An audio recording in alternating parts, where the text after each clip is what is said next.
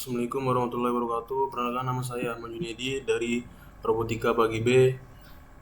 Di sini saya akan mempresentasikan UAS pada Computer Vision dengan judul yaitu adalah pengembangan game interaktif berbasis visi komputer untuk mendukung pendidikan perawatan gigi di Taiwan.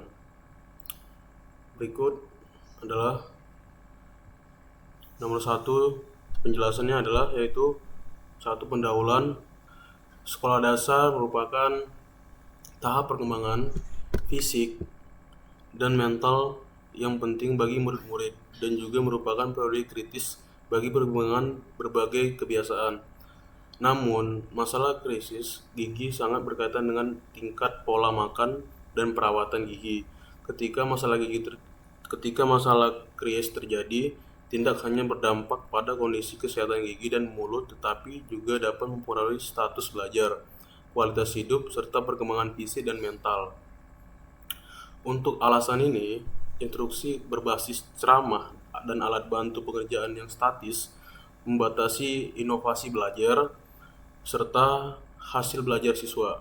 Berdasarkan hal tersebut, di atas dalam rangka mempromosikan pendidikan kesehatan gigi dan mulut, penelitian ini merupakan teknologi deep learning, kecerdasan buatan untuk pengembangan sistem kesehatan gigi dan mulut berbasis permainan interaktif untuk mendukung mata pelajaran kesehatan di sekolah dasar. Selain itu, sebuah eksperimen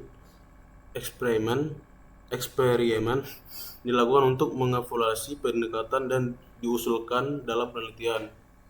Nah, pada informasi gambar tersebut telah diproses dengan demikian memulai permainan perawatan gigi interaktif berdasarkan hasil pengenalan web untuk menjalankan aplikasi web dan memainkan permainan untuk mempelajari pengetahuan yang berkaitan dengan perawatan gigi.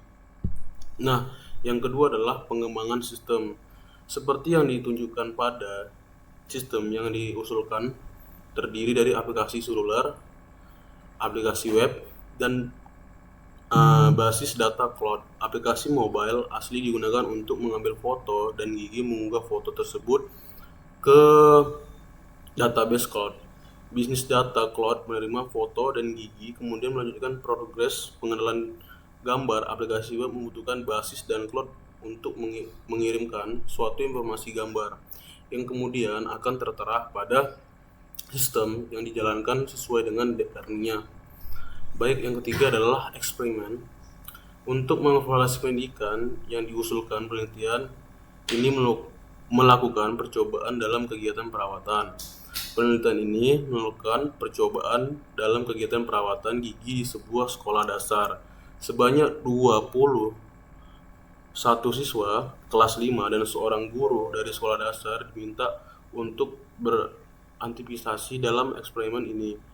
Proses eksperimen memakan waktu sekitar 150 menit, seperti yang ditunjukkan pada gambar 2. Sebelum melakukan kegiatan, siswa yang berpartisipasi dalam diminta untuk mengisi 2 kuesioner awal yang berkaitan dengan motivasi belajar dan sikap belajar dan pretest yang berkaitan berpengetahuan perawatan gigi. Di awal kegiatan, penjelasan dalam mengenali kegiatan yang akan dilakukan, serta bentuk engagement dalam suatu pada perkembangannya itu bisa dikembangkan dengan untuk melalui pada aplikasi yang digunakan. Kepada para siswa yang dipresentasikan, setelah itu guru mengerjakan kebersihan gigi dan mengimbangi siswa untuk mengoperasikan sistem untuk mempelajari pengetahuan tersebut. Setelah kegiatan pembelajaran, para siswa diminta untuk mengisi 3 kuesioner yang berkaitan dengan motivasi belajar, sikap belajar, dan menerima sistem. Selain itu, post-test yang berkaitan dengan pengetahuan perawatan gigi juga dilakukan untuk mengevaluasi prestasi belajar siswa. Nah, setelah itu, dalam pembelajaran tersebut kita mempunyai data-data atau suatu gambaran dengan menggunakan berbasis web application atau disebut dengan aplikasi seluler asli. Android API ini adalah aplikasi seluler yang berjalan di perangkat Android. Aplikasi ini kemungkinan menggunakan API Android untuk berinteraksi dengan perangkat dan mengirimkan data ke layanan cloud atau web aplikasi. Dan yang kedua kita adalah menggunakan interactive game. Ini adalah aplikasi web interaktif yang dapat diakses melalui browser di komputer. Aplikasi ini juga berinteraksi dengan layanan cloud untuk mengakses atau mengirim data seperti layanan cloud atau cloud service. Yang ketiga kami menggunakan adalah database komponen, yaitu adalah penyimpanan data yang digunakan untuk penyimpanan informasi yang diperlukan oleh aplikasi seluler data dan web. Data ini dapat mencakup informasi pengguna asli, hasil prosesan gambar, dan data lainnya yang relevan. Yang keempat kami menggunakan adalah image recognition atau pengenalan gambar. Layanan ini bertanggung jawab untuk memproses dan mengenali gambar yang dikirim dari aplikasi seluler atau web. Misalnya, ini dapat mencakup pengenalan objek serta ada fitur tertentu dalam gambar tersebut. Dental foto atau disebut dengan foto gigi. Ini menunjukkan bahwa salah satu jenis gambar yang diproses adalah foto gigi yang mungkin digunakan untuk aplikasi medis atau kesehatan gigi. Yang kelima kami menggunakan adalah aliran data. Pada seluler asli mengirimkan data seperti foto gigi ke layanan cloud di mana data tersebut disimpan dalam database dan diproses oleh layanan pengenal gambar. Aplikasi web interaktif juga mengakses layanan cloud untuk mengambil data yang diperlukan untuk mengirimkan data yang untuk diproses. Layanan cloud berfungsi sebagai pusat pengelolaan data yang pemrosesan gambar atau kemungkinan kedua aplikasi untuk berfungsi dengan baik dan memberikan layanan yang dibutuhkan pengguna. Diagram ini menunjukkan bagaimana berbagai komponen atau aplikasi berinteraksi melalui layanan cloud untuk menyediakan fungsionalitas yang dibutuhkan oleh pengguna seperti pengenalan gambar dan pengolahan data. Dan setelah itu di sini kami juga